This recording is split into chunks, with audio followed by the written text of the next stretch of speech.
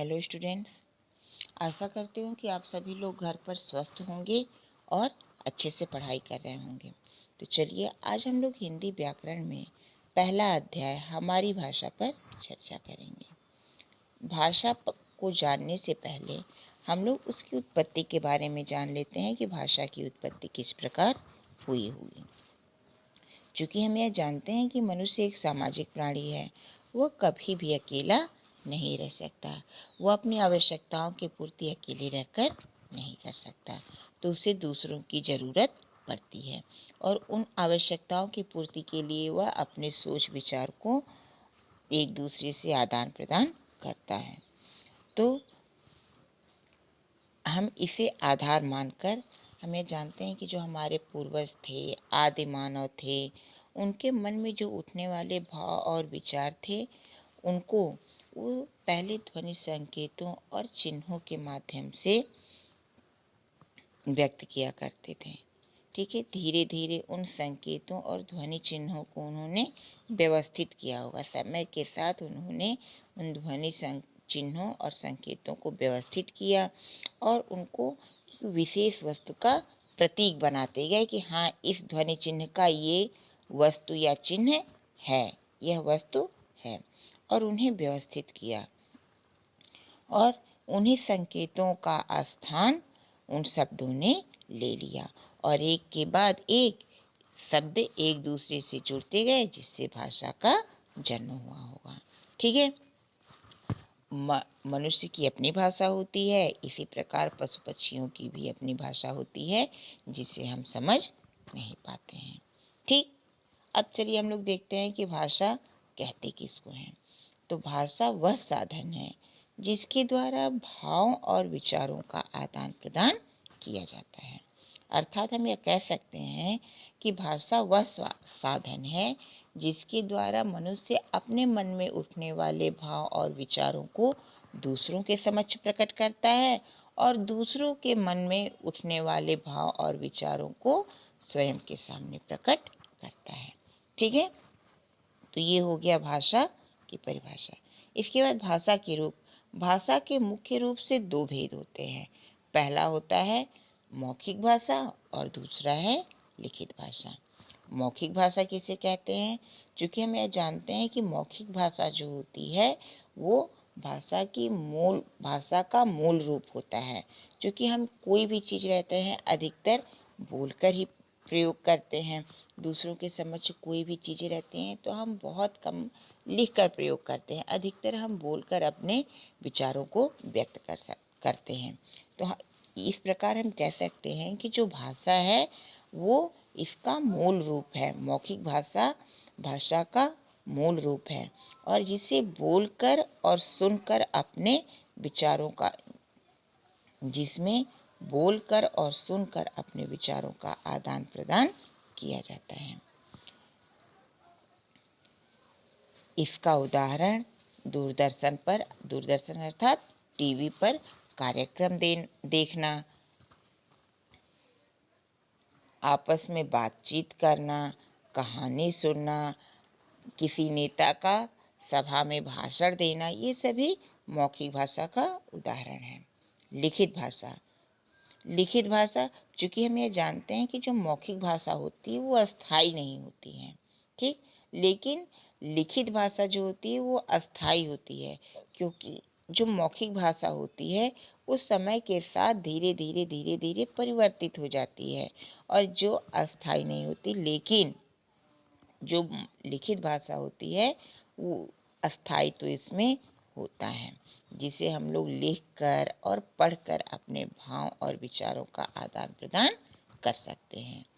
इसे सीखना पड़ता है, यानी कि मौखिक भाषा जो रहती है वो हम लोग उसे सीखने के लिए हमें यत्न नहीं करना पड़ता, प्रयत्न नहीं करना पड़ता, हम आसानी से उसे सीख सकते हैं। लेकिन जो लिखित भाषा होती है हमें उसे यत्नपूर्वक लगन होकर उसमें प्रयत्नशील होकर उसे हम सीखते हैं। ठीक है, अब देखते हैं भाषा के अन्य विविध आयाम या रूप, यानी कि भाषा के और कौन कौन से रूप होते हैं। तो सबसे पहले इसमें बोली। तो बोली भाषा का छोटा या क्षेत्रीय रूप होता है। ठीक, जो बोली रहती है, बोली की जो परिभाषा होती है, उसे हम बोल सकते हैं कि बोली भाषा का छोटा या क्षेत्रीय रूप होता है।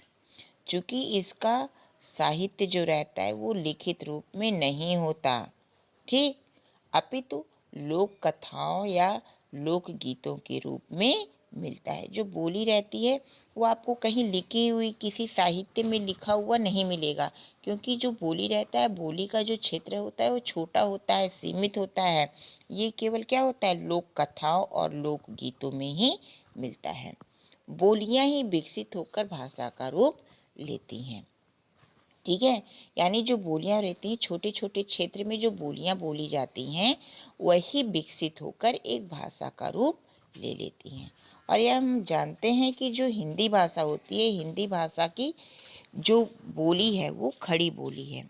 अब हम देखते हैं कि बोली और भाषा में अंतर। बोली और भाषा में मुख्य अंतर क्या है। तो बोली जो है, बोली का जो क्षेत्र है होता है वो सीमित होता है, और भाषा का क्षेत्र होता है वो व्यापक होता है। बोली का क्षेत्र सीमित यानी कि एक छोटे क्षेत्र में बोली बोली जाती है, और भाषा का जो क्षेत्र होता है वो व्यापक यानी बड़े क्षेत्र में भाषा होता है।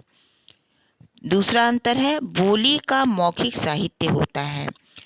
भाषा का है कि भाषा का साहित्य लिखित रूप में होता है। क्योंकि जो अगर हम इसमें देखें तो बोली है, बोली जो रहती है वो मौखिक साहित्य में रहती है, इसका आप लिखित रूप में कभी भी कोई भी साहित्य नहीं पाएंगे। लेकिन भाषा का जो क्षेत्र रहता है, कोई भी बड़े बड़े ग्रंथ हुए, रामचरितमानस हुए, बहुत सा महाभारत हुए, श्रीमद् भगवत गीता, ये सब बड़े बड़े किताबें हैं, पुस्तकें हैं, काव्य हैं, जो साहित्यिक रूप में लिखित रूप में हमारे सामने होती हैं। इसके बाद तीसरा अंतर है कि बोली का स्वरूप मानक नहीं होता है, लेकिन भाषा का स्वरूप मानक होता है। यानी कि हम बोली के स्वरूप को माप नहीं सकते हैं, इसका कोई मानक चिन्ह नहीं होता कि हाँ ये बोली इतने तक शुद्ध है और यहाँ से ये अशुद्ध हो जाती है। लेकिन भाषा का जो स्वरूप रहता है ये मानक होता है, इसको हम लोग माप सकते हैं कि हाँ ये शुद्ध है, ये अशुद्ध है। इसके बाद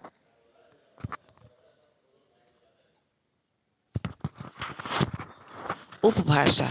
उपभाषा का जो क्षेत्र है वो बोली की अपेक्षा बड़ा होता है।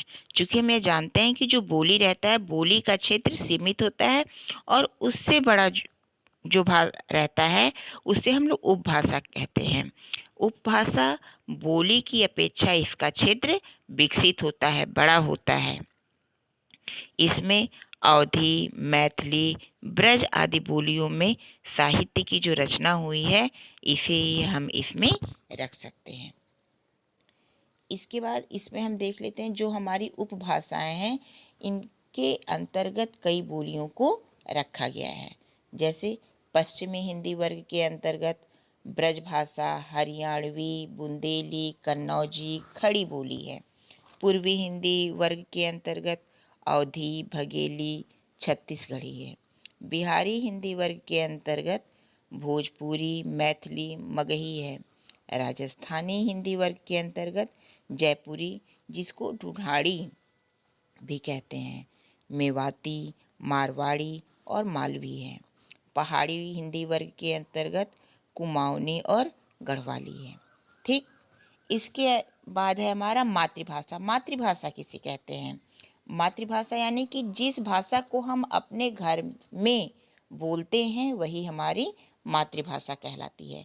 अर्थात कि बच्चा जब जन्म से ही जिस क्षेत्र के अंतर्गत रहता है, जहाँ पर उसका जन्म हुआ रहता है, धीरे धीरे उसका विकास होता है, और वह सर्वप्रथम जिस भाषा को बोलता है वही उसकी मातृभाषा कहलाती है। और हर व्यक्ति की अपनी मातृभाषा अलग अलग होती है। जैसे पंजाब में रहने वाले व्यक्ति की मातृभाषा पंजाबी, बंगाल में रहने वाले व्यक्ति की बंगाली, तमिलनाडु में रहने वाले व्यक्ति की मातृभाषा तमिलनाडु होती है। इसके बाद है राष्ट्रभाषा। राष्ट्रभाषा यानी कि वह भाषा जो देश के अधिकांश प्रदेशों और समाज के विभिन्न वर्गों और समुदायों द्वारा बोली जाती है। यानी राष्ट्रभाषा कह लें तो हम ये कह सकते हैं कि जहाँ पर जिस देश में देश के अधिकांश क्षेत्रों या प्रदेशों द्वारा, समाज द्वारा, वर्गों द्वारा, अधिकांश लोगों द्वारा जिस भाषा का प्रयोग किया जाता है उसे ही हम लोग राष्ट्रभाषा कहते हैं। और हमारे देश की, भारतवर्ष की राष्ट्रभाषा हिंदी है, क्योंकि यहाँ के अधिकांश लोगों द्वारा, लगभग 70% लोगों द्वारा हिंदी भाषा का ही प्रयोग किया जाता है। और विश्व की जो मातृभाषा है वह अंग्रेजी माना गया है। ठीक है। इसके बाद है राजभाषा। राजभाषा वह भाषा है जिसका प्रयोग सरकारी कार्यालयों में कामकाज के लिए होता है। यानी राजकाज यानी सरकारी कार्यालयों में सरकारी कामकाज के लिए जिस भाषा का प्रयोग किया जाता है उसे हम लोग राजभाषा कहते हैं। 14 सितंबर 1949 यानी 14 सितंबर 1949 को हिंदी को भारतीय संविधान द्वारा राजभाषा का दर्जा दिया गया था।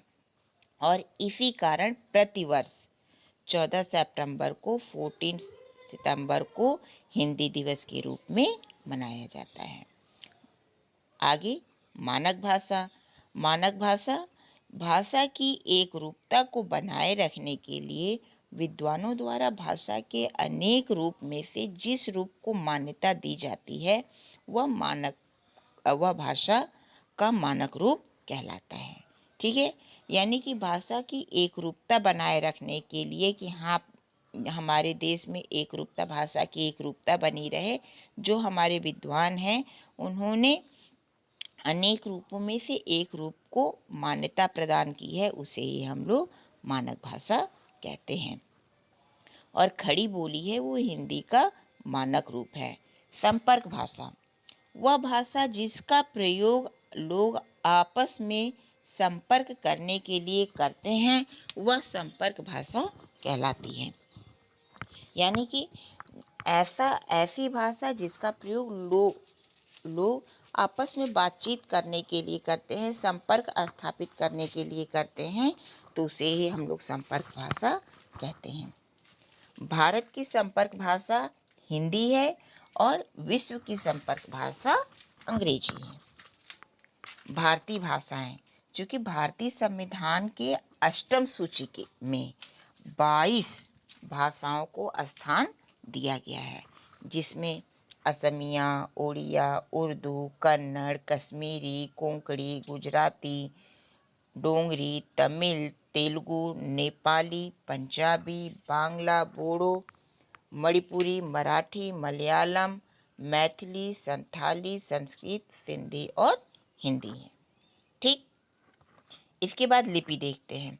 लिपि किसे कहते हैं? तो लिपि लिखने की विधि या लिखने के ढंग को लिपि कहते हैं। यानी कि किसी भी भाषा के जो लिखने की विधि रहती है उसे ही हम लोग लिपि कहते हैं। जितने भी भाषा होते हैं सबकी अपनी अपनी लिपि होती है। हिंदी, मराठी, कश्मीरी, कोंकणी, नेपाली, संथाली, बोडो आदि ये जितने भी हमने भाषाएं बोली हैं इनकी अपनी लिपि है जो देवनागरी है। अंग्रेजी, जर्मन, फारसी ये 3 है, इनकी जो लिपि है वो रोमन है। उर्दू की जो लिपि है वो फारसी है। पंजाबी की गुरमुखी है। बांग्ला की बांग्ला लिपि है। ठीक। अब देवनागरी लिपि की विशेषताएं। देवनागरी लिपि की विशेषताएं भी कुछ हैं। देवनागरी लिपि में वर्णों का क्रम वैज्ञानिक और व्यवस्थित है, यह पहली विशेषता है। दूसरी विशेषता, देवनागरी लिपि का किसी भी भाषा में अनुवाद या लिपि अन्वंतरण हो सकता है। यानी कि इसमें हम लोग इस भाषा का अनुवाद कर सकते हैं या फिर लिपि को रूपांतरित कर सकते हैं। प्रत्येक ध्वनि के लिए अलग लिपि चिन्ह और मात्रा होने के कारण लेखन में शुद्धता होती है।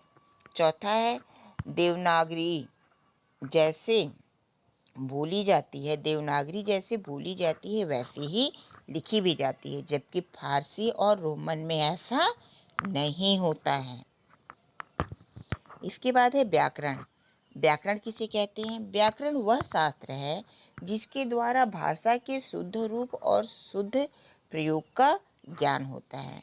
यानी व्याकरण के माध्यम से हम किसी भी भाषा के शुद्ध रूप को जान सकते हैं, उसके प्रयोग को जान सकते हैं, उसके क्रम को जान सकते हैं। एक व्यवस्थित की भाषा का कौन भाषा में इस किस वर्ण के बाद कौन सा वर्ण आता है, उसके शुद्ध रूप को जान सकते हैं कि हाँ, इस भाषा को किस प्रकार से बोला और लिखा जाता है। तो परिभाषा के अनुसार व्याकरण वह शास्त्र है जिसके द्वारा व्याकरण के शुद्ध रूप और शुद्ध प्रयोग का ज्ञान होता है। व्याकरण के अंग, व्याकरण के मुख्य रूप से 3 अंग होते हैं। पहला वर्ण विचार, दूसरा शब्द विचार और तीसरा वाक्य विचार। वर्ण विचार किसे कहते हैं?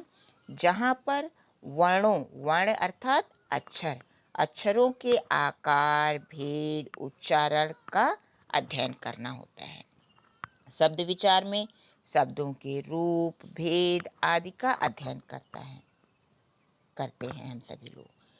वाक्य विचार में वाक्यों के प्रकार, वाक्य विग्रह, पद परिचय, विराम चिन्हों का अध्ययन किया जाता है। इसके बाद है ये यहाँ तक हमारे 6 और 7 के सिलेबस के अनुसार है। 8th में साहित्य भी आ जाता है। साहित्य 8th क्लास के बच्चों के लिए है। साहित्य किसे कहते हैं?